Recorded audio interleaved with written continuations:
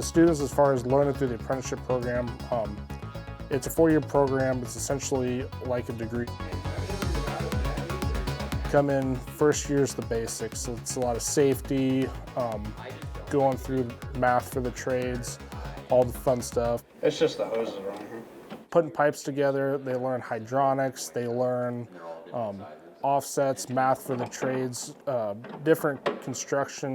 Tighten that, loosen that. Not that I'm saying anything crazy and super special, but everything that I say is probably going to be relative to something that they're going to run into on a day-to-day basis. This is where the piece would actually be. At the end of the day, you know, once you're through this, it's going to pay for itself. Your pro fetch job. It does actually help out quite a bit going to school because it gives you a better skill set and a better mindset of what you're actually coming up against. But anyway, those are really nice. I've learned a few things about venting.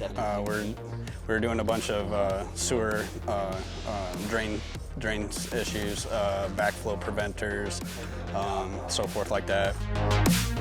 It's just a band that you clamp over it. Come from jobs, and then if they have any questions at the job that they maybe don't want to ask their journeyman or anything, feel free to ask me. The plumbing trade, we're losing guys every day. There's very few that are coming into it.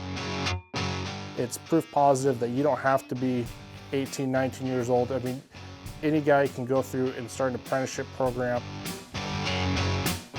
The needs out there in our community, you know, and having, hey, it'll be a week, it'll be 5 days, it'll be this or that, just because of the needs that we have to get those career technical education trained individuals in these high demand, high wage jobs in our community.